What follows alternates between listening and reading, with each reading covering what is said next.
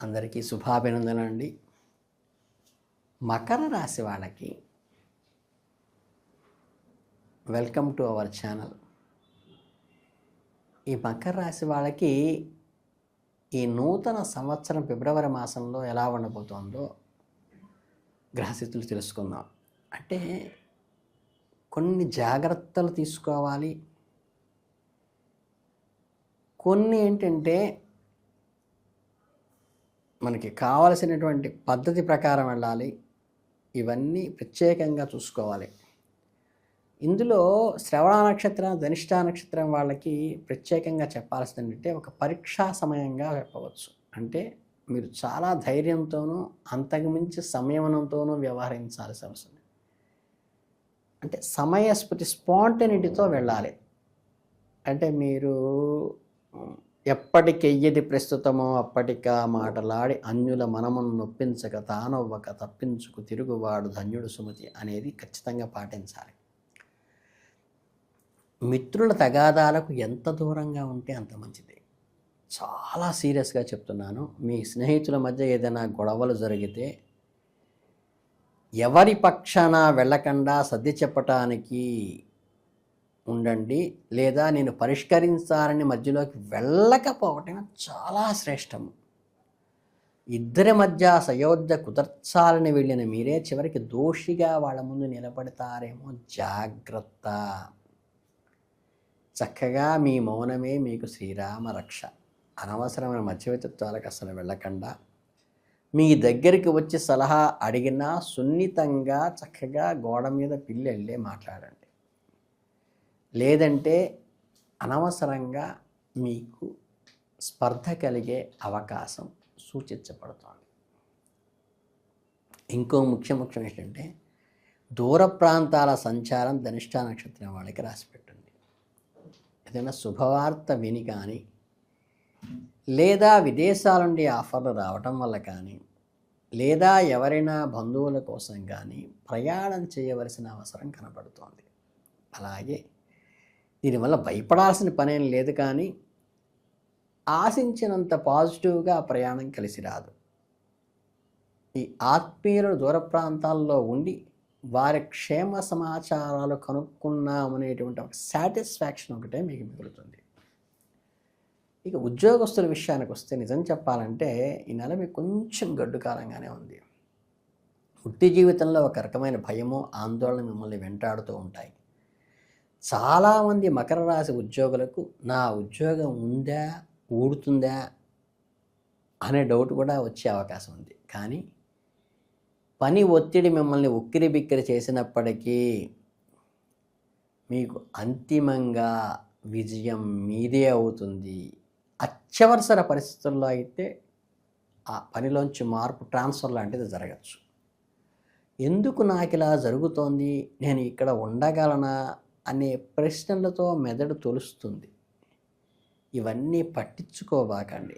ఏకాగ్రతగా పని మీద శ్రద్ధ పెట్టండి. పక్కవారి విషయాల్లో అస్సలు వేలు పెట్టకపోవటం చాలా మంచిది నెలలో.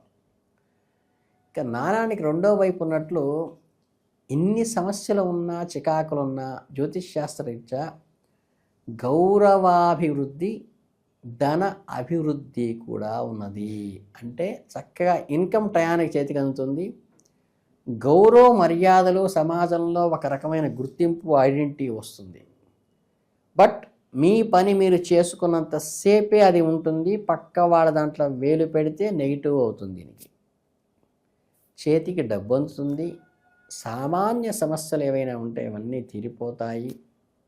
చేయాల్సిందల్లా ఒక్కటే, తొందరపడకుండా ఉండటం. ఏదైనా నిర్ణయం తీసుకునే ముందు 1కి 10 సార్లు ఆలోచించి సర్వకార్యములయందు యోచన మెయ్యగలుగుతారు మీరు. అంటే చేసే పనుల్లో విజయం మీదే అవుతుంది. కొంతకాలంగా మీ స్నేహితులు ఎవరైనా కష్టాల్లో ఉంటే వారి బాధల నుంచి కూడా మీరు ఆదుకుంటారు. మీరు నైతికంగా వారికి ఊరటనిస్తారు. ఇప్పుడు మీరు వివిధ రంగాల్లో ఉన్నవారికి, ఈ రాశి వాళ్ళకి ఫలితాలు ఎలా ఉన్నాయో తెలుసుకుందాం. రాజకీయ నాయకులకి చాలా జాగ్రత్తగా ఉండాలి. చిన్న చిన్న అనారోగ్య సమస్యలు వచ్చినా నిర్లక్ష్యం చేయవద్దు. తలపెట్టిన కార్యాలకి ఎప్పుడు బ్రేక్స్ జరుగుతూ ఉంటాయి. ప్రజల్లోకి వెళ్ళేటప్పుడు, ఏదైనా సభలో మాట్లాడేటప్పుడు ఆచితూచి మాట్లాడండి. మీ మాటలే మీకు సమస్యగా మారతాయి తప్పితే మీరు చేసే తప్పులు కాదు. అలాగే ఉద్యోగస్తులకైతే శారీరక శ్రమ, మానసిక అలసట పెరుగుతాయి. నరాల బలహీనత సమస్యలు వేధించే అవసరం ఉంది. స్ట్రెస్ తగ్గించుకోండి ముందు. ఇకపోతే మహిళా ఉద్యోగులకైతే మాత్రం ఈ నెలలో చాలా అద్భుతంగా ఉంటుంది. ఎప్పటి నుంచో తీరని అప్పులు ఏవైనా ఉంటే, పెండింగ్ ప్రాజెక్ట్స్ ఏమైనా ఉంటే అవన్నీ క్లియర్ అవుతాయి. కొత్త ఉద్యోగం కోసం ప్రయత్నిస్తుంటే మంచి ఆఫర్లు వస్తాయి. మీరు అటెండ్ అయ్యే ఇంటర్వ్యూల్లో కొంతవరకు విజయాన్ని సాధించే అవకాశం కూడా ఉన్నది. ఇక కాంట్రాక్ట్ రంగంలో కానీ ఉన్న వాళ్ళకి సివిల్ కాంట్రాక్ట్స్ వర్టలనిస్తుంది. ఎప్పటి నుంచో పెండింగ్లో ఉన్న బిల్లులు మంజూరవుతాయి. పాత బాకీలు వసూలవుతాయి. ఆర్థికంగా మీరు కొంచెం వెనుకబాటుతనంలో ఉంటారు. అలాగే ఈ పెయింటింగ్ రంగం వారికి, డైస్ వేసేవారికి, బిజినెస్లో ఉన్న వారికి మంచి అనుకూలంగా ఉంటుందని చెప్పవచ్చు.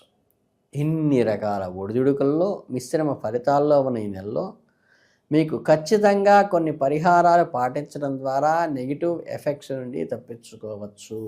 అవేంటంటే, మకర రాశి వారికి శని అధిపతి కాబట్టి శని నాడు విష్ణు సహస్రనామ, శనివారం నాడు కనుక విష్ణు సహస్రనామం పారాయణ చేసుకోవడము, శనివాత పడకుండా ఉండాలంటే శ్రీహరిని స్మరించాల్సిన అవసరం ఉన్నది. కనుకనంటే ఇది కూడా ప్రదోష కాలం, అంటే సాయం సంధ్యలో విష్ణు సహస్రనామం చాలా మంచి ఫలితాన్ని ఇస్తుంది. హనుమాన్ చాలీసా చదువుకోండి, శత్రుబాధల నివారణ అవుతాయి. అట్లే కాలభైరవ పూజ శివాలయంలో చేయించుకోండి. కాలభైరవుడికి నిమ్మకాయ వేయడం ద్వారా కూడా దోషాలు చెందాయి. గారెల దండ కూడా వేస్తే శ్రేష్టం. ఇక గురువారం నాడు సాయిబాబా గుడికి కానీ, దత్తాత్రేయుడి గుడికి కానీ వెళ్ళి గురుగ్రహానికి ప్రదక్షిణ చేయటం వల్ల కానీ, శనగలు దానం ఇవ్వటం కానీ, శనగలు ప్రసాదంగా ఇవ్వటం కానీ చాలా మంచి జరుగుతుంది.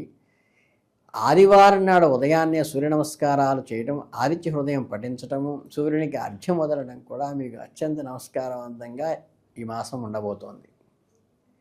అలాగే మీకు అద్భుతమైన పరిష్కారము మహాశివరాత్రి రాబోతోంది కాబట్టి నెలలో ఈ మహాశివరాత్రి రోజు చక్కగా పంచామృతాలతో అభిషేకం చేయించుకోండి.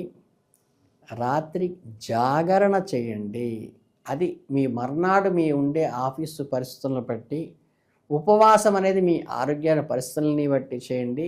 ఏమాత్రం అవకాశం ఉన్నా, ఫీజిబిలిటీ ఉన్నా మీరు ఖచ్చితంగా రుద్రాభిషేకము, ఉపవాసము, జాగరణ చేయడం వల్ల శివానుగ్రహంతో ఈ రాశి వాళ్ళు చాలా అద్భుతంగా మకర రాశి వాళ్ళు ముందుకు వెళతారని మనస్ఫూర్తిగా కోరుకుంటూ, వీరందరికీ శుభాభినందనలు తెలియజేసుకుంటూ ధన్యవాదాలు.